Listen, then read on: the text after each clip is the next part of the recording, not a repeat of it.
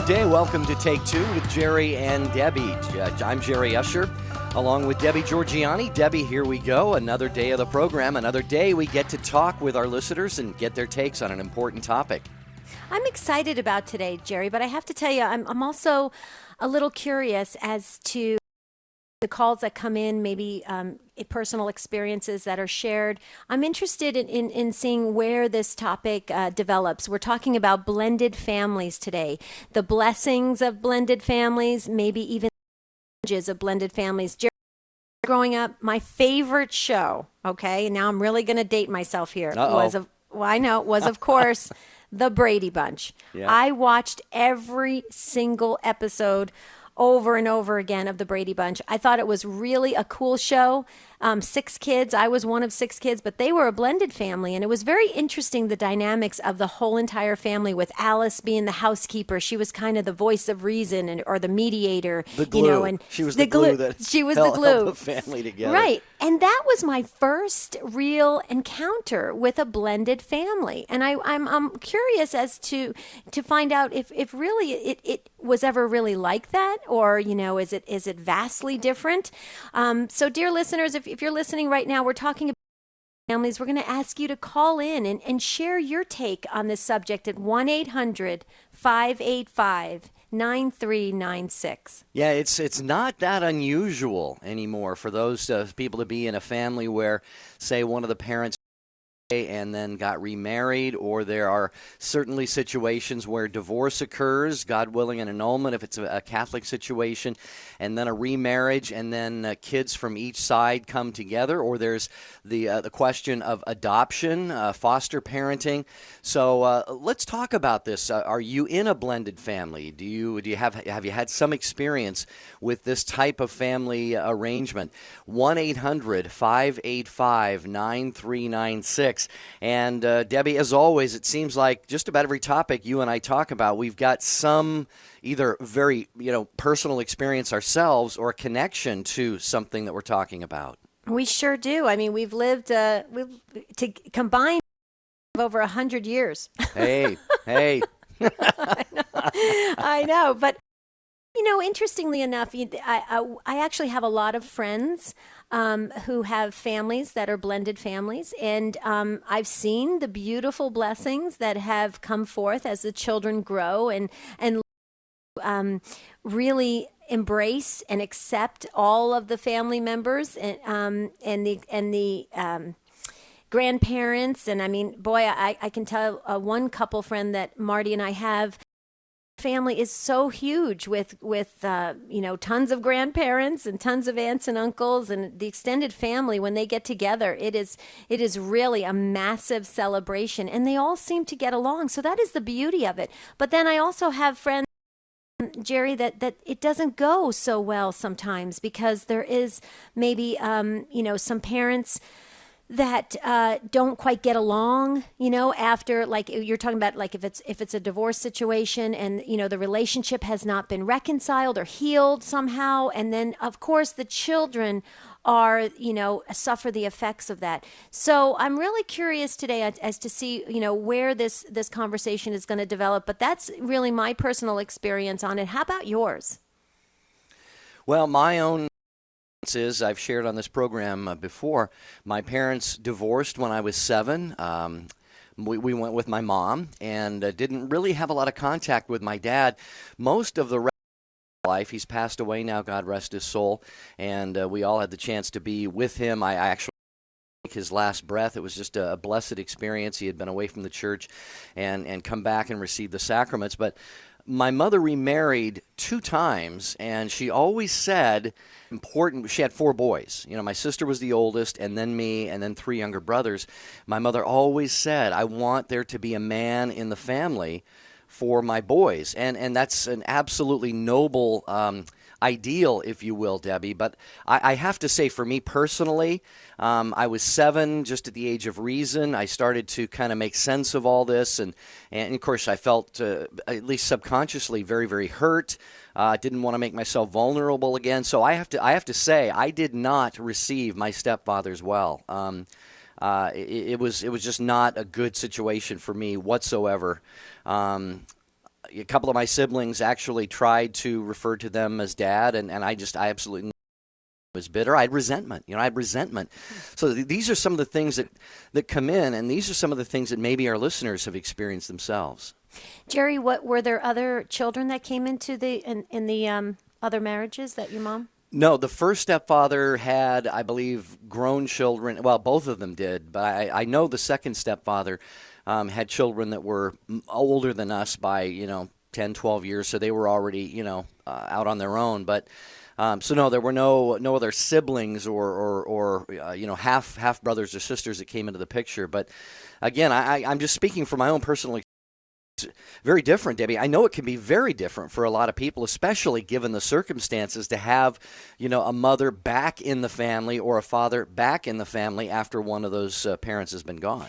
Well, actually, when you read online what the experts have to say about blended families, Jerry, quite honestly, your feelings as a child are actually quite common. When you look at what the experts have said, is that you had feelings that you just really couldn't, like you said, resentment, and they weren't reconciled within you to be able to accept that new role to call somebody dad. So I think a lot can relate. I think a lot of people can relate to that. And if you have a personal experience, I would really encourage you to call in and share maybe how you dealt with it when a new parent came into the picture.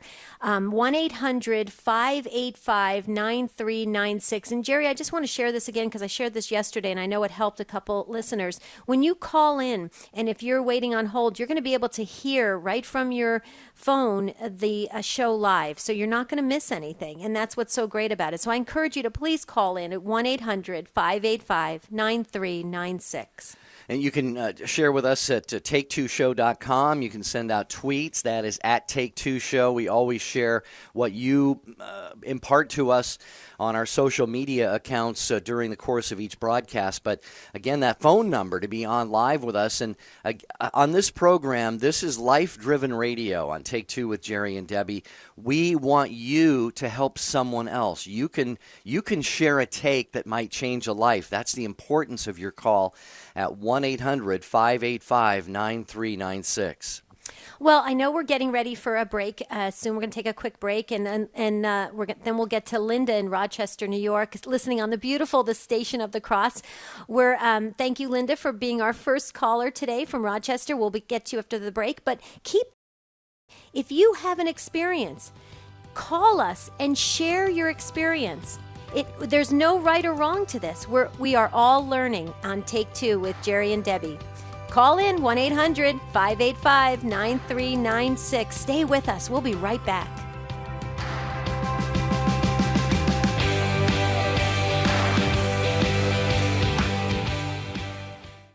Did you know human cloning is now possible? Cloning is a serious offense to the dignity of all involved and does not treat human beings as equals. Human cloning is always immoral because it seeks to bring a life into the world without any connection to an act of love between spouses and without any link to sexuality. To join Human Life International in this discussion, visit truthandcharityforum.org. Hear what others are saying about listening to EWTN radio. I bought Sirius Radio because I travel a lot, and I saw they had 3 Christian stations and realized 2 of them were Catholic. Being a Protestant, I thought, oh boy, but I really appreciate it. I appreciated what I've heard today and what I've learned. I hope you'll keep listening to EWTN in particular and continue enjoying our programs. I'm going to. Listen daily to the EWTN Global Catholic Radio Network.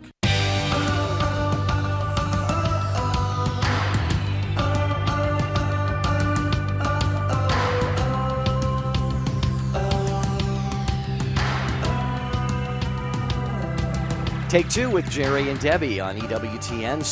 Thank you so much for being with us. We're talking about the challenges and blessings of blended. Have you come from a blended? Are you in one right now? What were the? Did you have a success story you would like to share with our listeners? Maybe there were some difficulties and obstacles that you faced, like I shared a minute ago. Sometimes parents, maybe subconsciously, could, but still nonetheless favor kids over their new spouse's kids. Kids have trouble accepting each other as siblings. There can be some resentment. So, again, as Debbie, I love what you said, Debbie. There's no right or wrong here. This is just, we all want to this conversation. Yeah, I really agree with that because I think sometimes when you delve into subjects, Jerry, about blended families and different dynamics that are evolving in our world right now, that are part of our world right now, everybody has a different experience. Not everything works. It's not a one size fits all for every family or for every situation. It depends on the children's, their attitudes, their demeanors, their personalities, the dynamics of the parents, the grandparents, the extended families. I mean, there's everything plays into it. And I really think today we could explore it. And I'm anxious and excited to go to Linda from Rochester, New York. Thank you so much, Linda, for waiting. You're listening on the Station of the Cross. How are you? Hi. Can you hear me? Oh, yeah. Hi, Linda. Quite well. Good. Well, I had an unfortunate first marriage and was remarried again in the church, and I was given advice that really has been a blessing to our whole family. I'm a nurse, and I was teaching nursing back in the 90s, and there was an old woman at the hospital, and I noticed that she never was alone. There were always 10 or 12 visitors in her room. So one day I said to her, she was dying of cancer. I said to this woman, "Who are all these young, beautiful people in your room?" And she said, "Well, they're all my children and grandchildren." And I said, "Well, for heaven's sake, how many children did you have?" And she said, "Well, I had 5, and my husband had 7." And Wow. I said, "Wow, how did you manage to have them love you all, to have all of them love you so much?" And she said, "Well, I had a rule. In our house, the only steps were to the attic and the basement. And my husband and I have lived by this rule for so many years now that when people ask us whose children are whose, we say, 'Oh, we've forgotten a long time ago.'" And we have 4 children from ages 15 to 30, and my husband is a physician, and I am a nurse, and our children love both of us equally. In fact, the children I came into the marriage with really love him more because I'm the strict one. Yeah, and I would say to everyone, there should be no steps. You're not a stepmother. You're not a stepfather. You don't have stepsisters or brothers. We're all mothers and fathers and brothers and sisters. It really worked for us these years. And by the way, Mike and I run a Catholic medical practice in Rochester, New York. Mm-hmm. And I'll just mention it in case people are looking. I know so many people are looking for a Catholic pediatric practice. And we own Gladbrook Pediatrics. We're a Roman Catholic medical pediatric practice, and we're over at 300 White Spruce Boulevard, Rochester, New York. And we run our practice according to the virtues of the Holy Catholic Church in accordance with the magisterium. So wow. If you need a Catholic pediatrician and a Catholic nurse where your children and your family can be safe, we're waiting for you.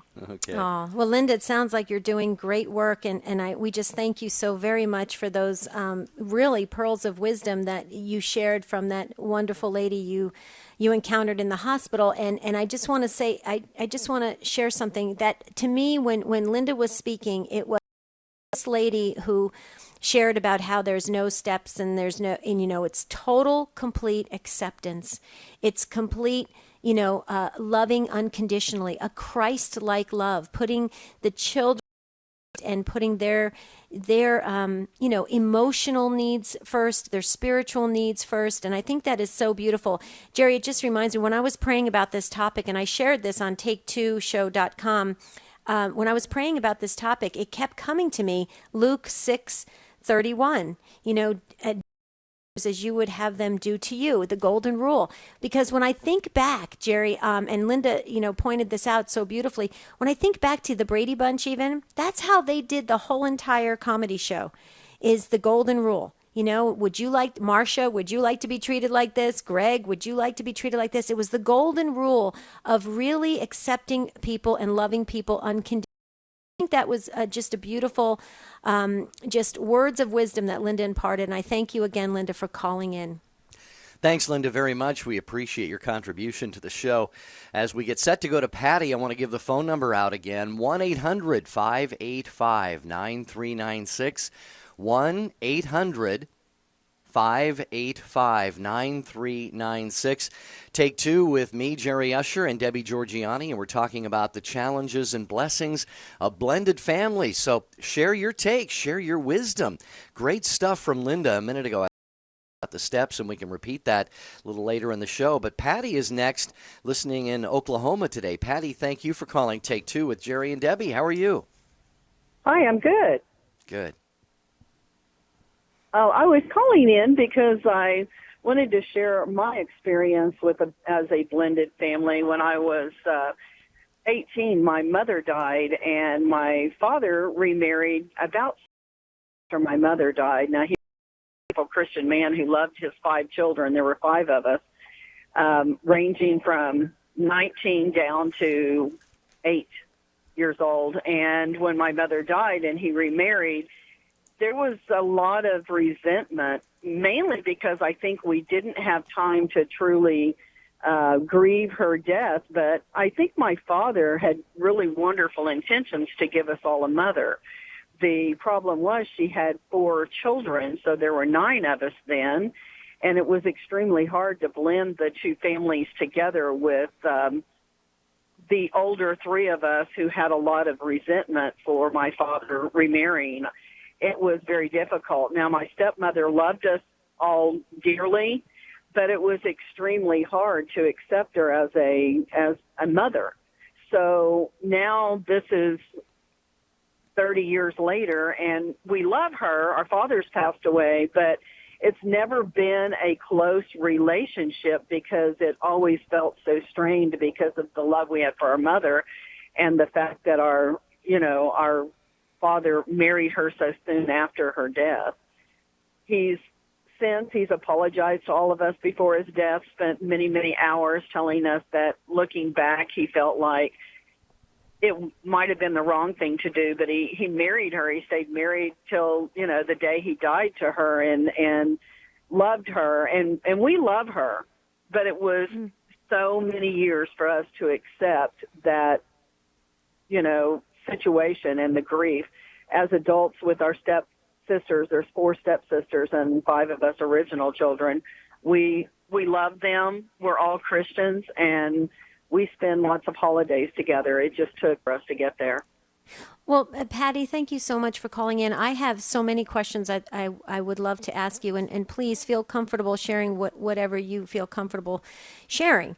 Okay. But the first question I just want to ask you is that, so I'm understanding, if I'm hearing this correctly, your dad married so that he could provide a mom in the home for you after your mom passed away. So was there ever a point, well, first of all, how old were you when your new mom came into the picture? I was still 18. I had barely turned 18 the month before my mother died. Okay. So and I was still 18 years old. Okay. And it sounds like you were very close to your mom.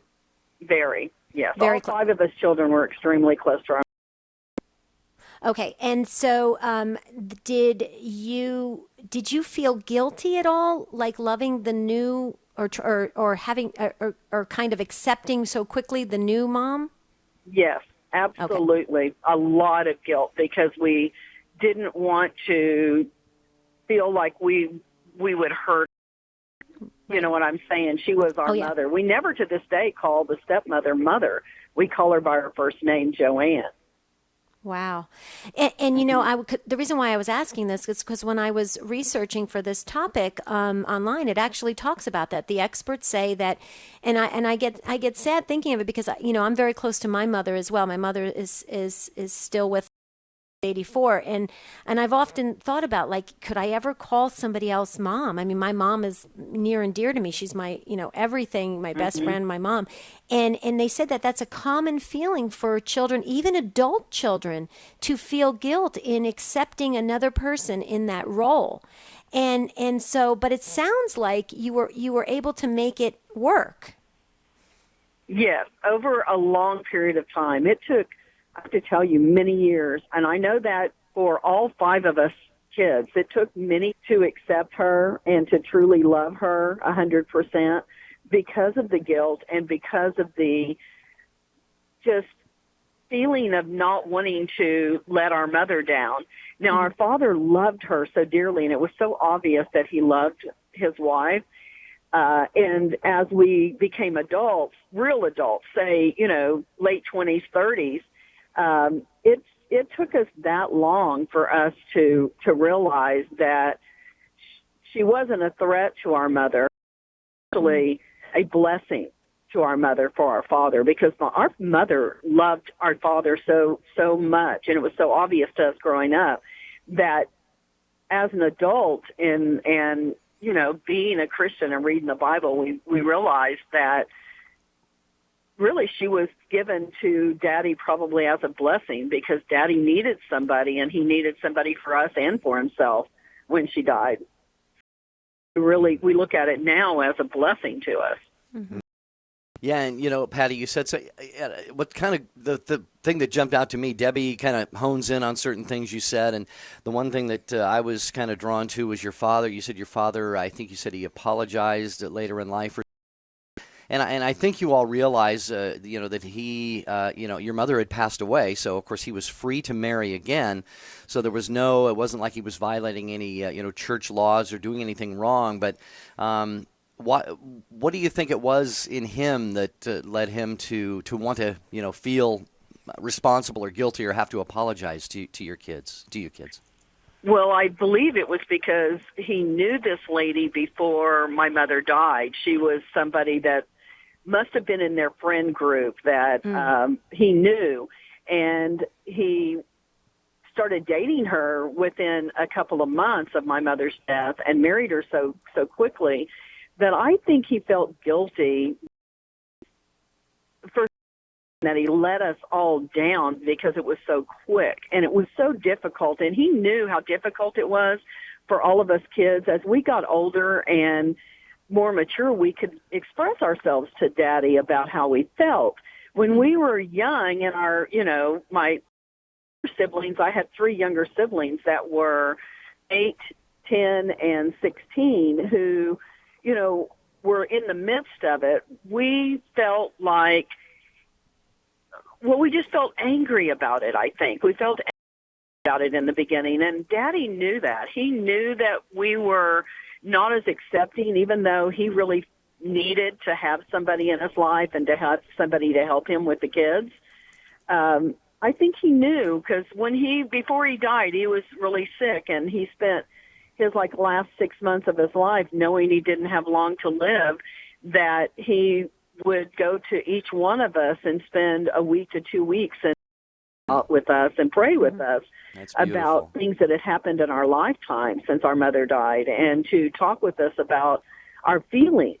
And for him to come out and apologize for some of the mistakes he felt like he had made when we were younger really felt really comforting and good, because we knew he got it and he understood how we felt at the time. And he also knew when he died how much we loved Joanne, and that we accepted her as our other parent, our mother, so to speak. But he knew that our mother was such a wonderful mother. He never expected us to call her mom. He never asked us to call her mom. He just knew that we loved her. Patty, that's a beautiful call. Thank you so much. And God has sound like he's blessed your family in so many ways. Thank you for calling, Patty. You can tell we're going into the break here. How about the rest of you? Any experience at all in a blended family? 1-800-585-9396. Your call is next on Take Two with Jerry and Debbie. On Saturday morning, don't miss the Catholic Business Hour with your host, Dick Lyles, focusing on careers and business with a Catholic perspective. Hi, Dick Lyles here, and I can't wait to talk with you about faith, business, and your call in the business world. Get your questions ready because our next show is completely dedicated to answering your questions. Mark your calendars, and I'll see you then. The Catholic Business Hour, Saturday mornings at 11 a.m. Eastern on EWTN Radio. We're asking folks about marriage. Marriage makes me think of sports. You know, teamwork, dedication. Okay, let's see what people say. Let's say you're a sport. What sport would it be? Basketball. Surfing. They have to be a team sport. A lot of back and forth. A lot of people watching. So people are influenced by your marriage. Hundreds. You really think about the ripple effect. It's like a wave. Want to improve your marriage? For ideas, go to foryourmarriage.org and message from the Web of Faith 2.0. It's your tried and true source for the interactive answers you need. Father John Trujillo and Father Ken Burgundy answer the tough questions from the EWTN.com website. From philosophy to apologetics to church history, we've heard it all. But the questions never get old because the truth never gets old. User-friendly answers in a faith-friendly forum. All new episodes of Web of Faith 2.0 here on the Global Catholic Network, EWTN. Hi, this is John, and I'm lucky to be a Catholic. Some kids always wonder what is right and wrong and are willing to try things they. My family's Catholic. We go to Mass every week. We read the Bible, and it's pretty easy for us to decide what to do. We just ask ourselves, what would Jesus do? My mom and dad love listening to Catholic radio. They say it helps them understand their faith and helps them to make the right choices. Thanks, Catholic Radio.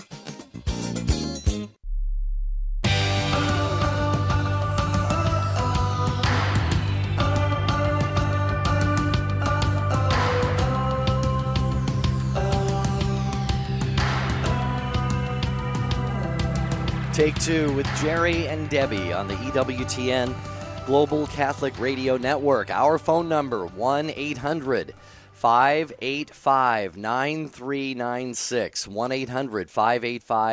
1-800-585-9396. There was a post on social media. I'm not sure. I think it was Facebook, Debbie. Says, family isn't about whose blood you have. It's about who you care about. And obviously, if there is nothing, immoral or unethical about a family situation, a divorce, an annulment, a remarriage, a death and remarriage, adoption, things like this, we have to kind of expand our thinking, don't we, to go a little bit beyond the boundaries of just, who it is, whose blood we share.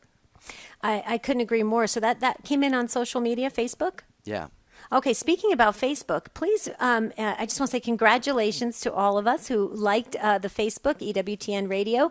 We're over 1,330 likes. So if we could get to 1,400, I'm so happy, because then by the end of the week, we could get to 1,500, and that would be a really nice group and community to like Facebook. But getting back to what you said, Jerry, I just wanted to quickly go back to Patty, who called in and shared her great personal experience with all of us. And I know that I learned so much from Patty's call. I just wanted to share with our listeners. You may know this, you may not know this, dear listeners. I'm actually remarried. I was married for 20 years, had 2 children with my first husband, and then I went through the beautiful Catholic annulment process. And now I am married to Marty, and we've been married for almost 5 years. But I wanted to share just something that Patty was saying about her dad, going into a new marriage rather quickly after her mom's, passing. Now, in my case, no ex-spouse passed. It was a divorce. But I just want to share something about the annulment process. The Catholic Church has it so right, because the annulment process works. And if you really go into it with an open mind and an open heart, the fact of just waiting, a year or 18 months or 2 years to receive that annulment, to be free to marry again, that time gives you precious, precious time to really go back to what is right and what you believe, and get closer than ever to God, and to enter into a new relationship in a whole way, so that you just don't rush and run right into another relationship. And I just want to say, a lot of times I've heard that, some people criticize the annulment process, say, oh, it's too long, it's this, it's that, it's too, extensive. But, the church has it correct. It works. And it really does help to really start fresh. It doesn't negate any of the previous you've had. Doesn't negate it. Doesn't say it didn't exist. It just allows you to kind of just go into the future with an open heart, open mind, and kind of a clean slate, if you will. And it's a very, very comforting thing. So I just wanted to share that with the annulment process. All right, it's Take Two with Jerry and Debbie on EWTN. The challenges and blessings of blended families. Debbie opened the show by talking about what was also one of my favorite TV shows growing up, and that was the Brady Bunch, and of course the and other shows like that. But it was kind of like this 1970s snapshot of a blended family. You had the mom who brought her daughters into the family, and the dad who brought his sons into the family. And, they had all of their own types of issues and challenges. They always seem to kind of get things worked out. Alice, the housekeeper, we talked about, helped to hold things together. But what about you, our listeners? So many of you I know have been through this. Maybe you're in this situation right now, and we want to hear from you about how you've made it work, or what are some of the things you've had to overcome. Maybe you've had a real difficult challenge that over time and through prayer and the sacraments and working things out with your new added family members, you've come to a place and joy and love and acceptance.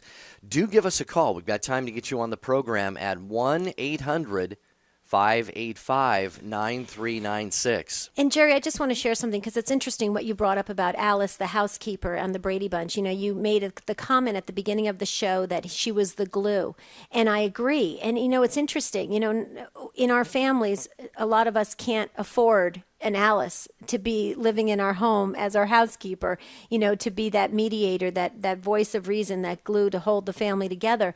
And it's really interesting, because what we really have to do in our families is really get rooted in God, really have Christ be the center of our family, and really get rooted in the glue of the family truly. Should be Christ and the Bible as the center, the Word, with the catechism right alongside of it. I mean, how beautiful would that be, to be the glue to hold families together? If Brady Bunch family, if you liked the Brady Bunch and you just want to share what your take was on the actual show of the Brady Bunch, because it's fascinating. People have actually dissected it, and it actually has some great inner meanings, the Brady Bunch. Call in right now. We can get you in right now. There's a couple open phone lines at 1-800-585-9396. And before we go back to calls, I want to talk about the kids for a minute again, Debbie, because Patty, one of our callers earlier, talked about she had resentment. There are these emotions that come up. I mentioned at the start of the show how my biological parents, divorced. My mother remarried a couple times. She always wanted to have a man in the house for her 4 sons, and I looking back now, I greatly respect that. But I had just such a hard time. I mean, and not just a few months, not just a couple years. I mean, it took me decades, I think, to work through a lot of this stuff. So this is not to point fingers at parents, because, again, sometimes a spouse dies, there's marriage just doesn't work out, so an annulment happens, and there's a remarriage. So there may be nothing at all wrong with what the parents are doing, but I think there has to be an awareness that this is going to impact kids, in one way or another. And I think a lot of that may depend on how the kids have been, how well adjusted they are in the years leading up to when this happens. But kids are young. They're impressionable. They hold things in. They carry guilt even when there is no guilt to be carried, things like this. So I think that's just an important point to bring out. Oh, I agree with you. And Patty brought up about this idea about her dad never forced calling the stepmom mom, and I think that really needs to be up to the level of the child. If the child is, I mean, I used to call my mother-in-law mom. And I know some of my friends never called their mother-in-law mom. They used to call them by their first name because they didn't feel comfortable. It's what people feel comfortable calling, especially a title that is so near and dear to your heart of a mom or a dad, or so you have to be really comfortable with it. I just want to share real quickly, Rich, Jesse, our producer, just posted, he said there are approximately 42 million Americans who are remarried. So I guess I'm one of the 42 million. Well, let's hear from some others of you at 1-800-585-9396. 1-800-585-9396. All right, back to the calls. Let's go to Karen, who is listening in the Washington. Karen, thank you for calling Take Two with Jerry and Debbie today. We appreciate your being on the program. Hi, Karen. Hi. So what's your take on this? Yes, so what's your take? You're on the air. We had a blended family. My husband had a couple of adopted boys, and I had 2 children that were fathered by my late husband. We got married, and he thought he was sterile, and he said, I thought, oh, that's fine. We've got, 4 kids is plenty. About 13 months later, our first son was born. And about 2 years after that, we had another son born. And about 2 years after that, we had a daughter born. So we had 7 that we raised all as one family. And when my husband had his 75th birthday celebration, the son that we had together got up and he said, I just thought we were all from the same mom and dad. I didn't know that we had different moms. Oh, my so goodness. There was probably a total of 4 different moms and three different dads. So anyway, I just wanted to say that. Yeah. Karen, can I ask you this question? So when your children were born together that you had with your, did that kind of maybe was the glue that kind of brought the family together? It probably was. Yeah, I think it probably helped, but we didn't really feel like we were a fractured family before that. That's beautiful. So can you give all of us and all of our listeners some words of wisdom on how to make this, last, where they're, where everybody feels, loved and accepted and part of this huge family? Well, one of the things that my husband had, his boys were 3 and 5 when we got married, and he just told the youngest one to call me Mommy. The other one was old enough to, that I wasn't really his biological mom, because he had been born 5 years before, and so there was a little bit of one would call me Mom and one would call me Karen, but the older one just got married a few months ago. Late in life, he'd been married before for a few months, never had any kids, and they got a divorce. And anyway, he just has started a family with his new wife, and he is now calling me Mom. Oh, wow. And he just looks so much happier than he was before. We kind of keep together, connect on Skype and Facebook and another country. But anyway, it's so nice to have him calling me Mom now. Yes.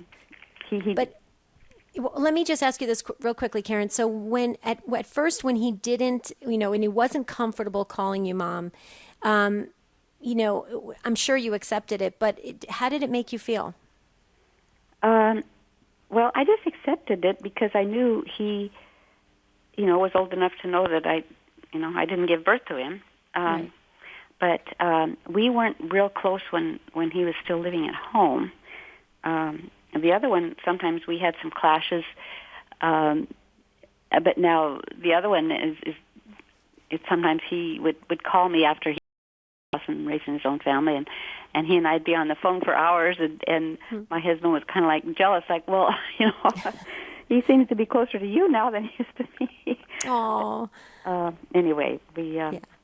Well, you developed a relationship, and it grew when maturity, started to develop. Yeah, that's beautiful. All right. Karen, thank you. That was a great addition to our discussion here on Take Two with Jerry and Debbie. We appreciate you calling. Thanks for listening. Karen has us on KHSS 100.7 FM in Walla Walla, Washington. Our thanks to Rod Fazzari and all the folks there for the great work they've been doing for a long time to keep Catholic radio and EWTN programming on the air. All right, there is time for your take on this topic. Families, 1-800-585-9396. If you care to join us, send something out to us on Twitter at Take2Show. Send an email, take2@EWTN.com. Jerry Usher and Debbie Georgiani. We will return here in just a moment on the EWTN Global Catholic Radio Network. Debbie, what do we have coming up tomorrow for our listeners? Oh my goodness, we have so much. We have tomorrow is the what ifs and the how will I. So what if something happens and how will I respond? It's a kind of a great lesson for all of us on how we worry, process worrying. But Jerry, I'm really looking forward to Friday's show. It's Finish the Sentence, My Hero Is. Wow, can't believe it. I can't wait till Friday. That sentence, My Hero Is. So we're going to take a quick break. And we'll be back in just a moment on Take Two with Jerry and Debbie.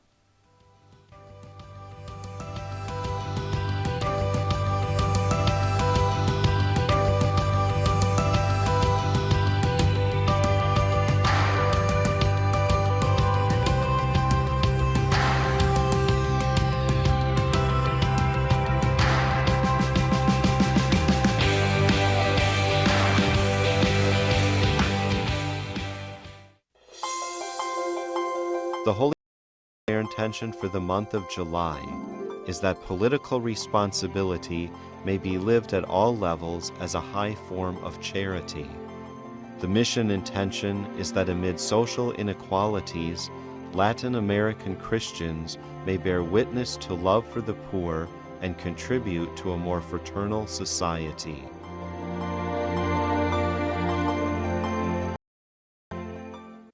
What's stopping you from becoming a Catholic? Why can't women become? I don't understand why I have to earn salvation. How is it possible that God created everything? Why do I need to confess my sins to a priest? Why is the Catholic Church so unwilling to The Catholic Church is too rich. Catholics worship Mary and are committed. As far as I'm concerned, all religions are equal. You are called to communion with Dr. David Anders. Today, 2 p.m. Eastern, on the EWTN Global Catholic Radio Network.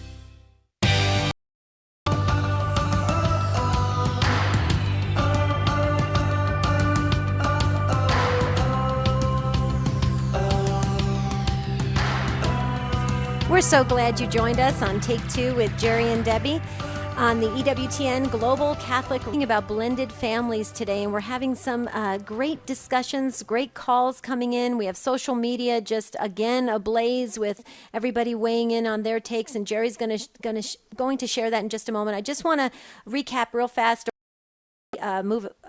project ahead of what's happening Wednesday.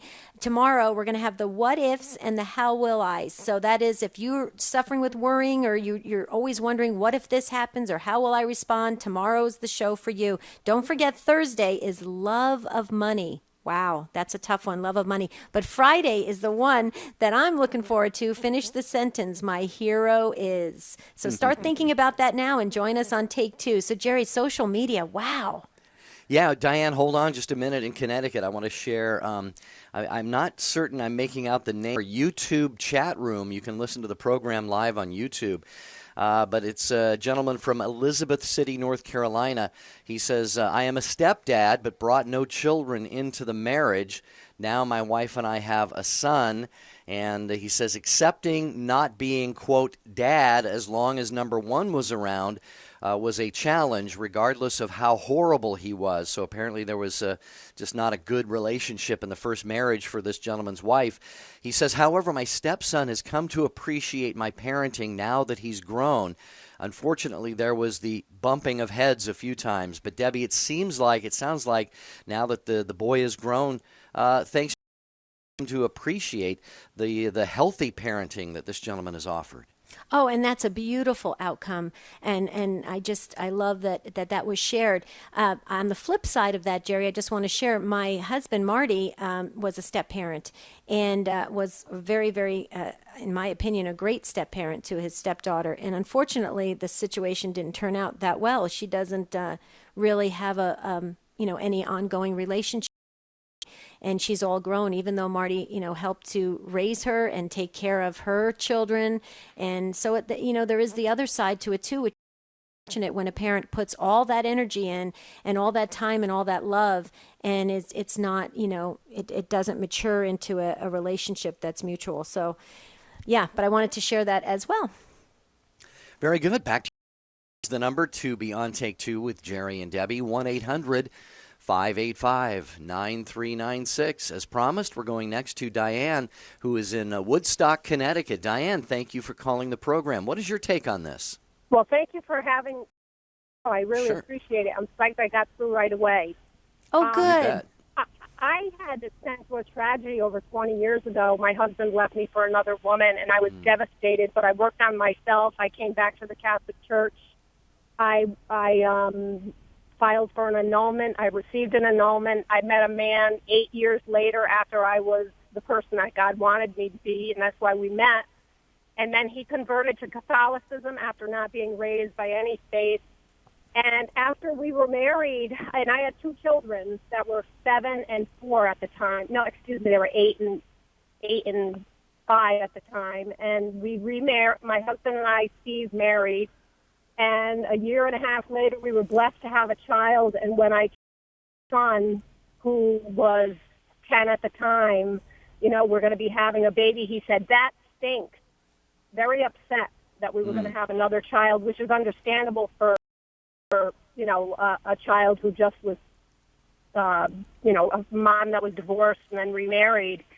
And about 3 months after my son was born, my older son was feeding him or helping me with him in one way and loving him. And I said to him, "Remember when you told me before I had the baby that you said that stinks?" And I said, "What changed your mind?" And he said, "I didn't know he was going to love me back." And it was the most beautiful story, and our love has been growing ever since. I had another child, so I had my 2 other children with my second marriage at 39 and 44. We all get along happily. We love each other, and we've been blessed. So to anyone out there that thinks that, it's not possible to have other children, that you might be doing something or taking away from the children that you have, if you trust in God, anything is possible. And we've just been blessed, and I just had to call in to share that. Amen to that, Diana. Diane, I just want to share that your story is, so many parts of your story is very similar to my own life story. So having said that, I just wanted to say that I'm just so happy you took the time to share your story. And, the thing that kept coming to me when you were speaking, Diane, is how love multiplies, and love it just spreads, and it gets inside of the core being of people. It doesn't, love truly, and when they say God is love, absolutely, and how beautiful love is, and you are just a great witness and a great testament to how it all can work out, and especially where you said you got into your faith more and got into the church, and how beautiful is that, to be rooted in God first, and then it spreads out there, and look how it has blessed your family. Way to go, Diane. Thank you for sharing that with us today. Appreciate that very much. Let's see. A couple of minutes left. Kathy in Waterloo. We're going to go to you next. Kathy, we literally have just about 2 minutes, so I don't want to rush you, but we wanted to let you get on the show because you took the time to call, so thanks very much. How are you? Kathy, you there? Yes, I'm here. Yep. We got about 2 minutes, so Okay, again, I didn't want to rush you, but I wanted to give you a chance. I've been a cradle Catholic all my life. I was married at a young divorced. I had a very, it was a violent situation, and 8.5 years later, I remarried in the church. My current husband was married also, so both of us had to go through the annulment process. We did, and then married, and we each had 3 children. It was very difficult to maneuver through that. We had children with loyalties outside our home, and it really did bring us at some point to the brink of separation. Actually, we did separate for a while, and but by the grace of God, He healed that and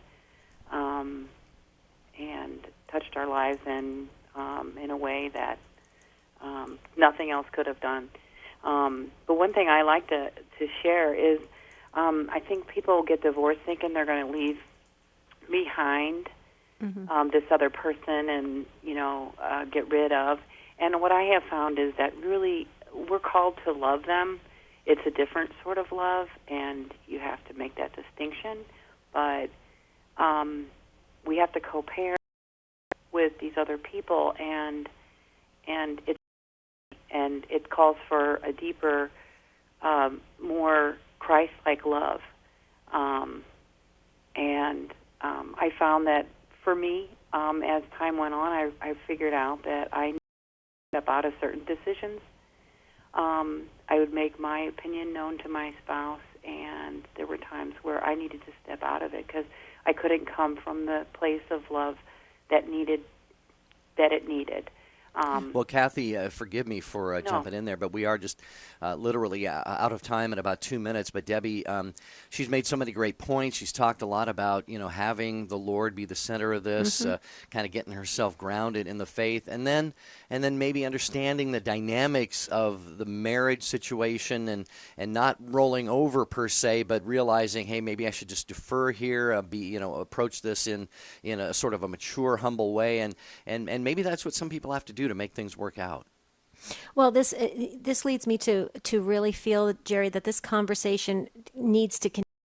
And we can do that through Facebook, take2show.com. And Kathy, if you want to, we can continue this conversation going. I know John is holding on. Thank you, John, for holding on. Maybe you could weigh in on take2show.com or on Facebook.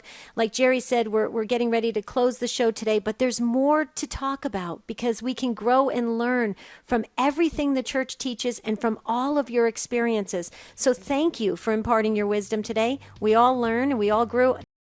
Way today, Jerry, as I grew, and I know that blended families are filled with love and can really manifest into great, dynamic, wonderful families.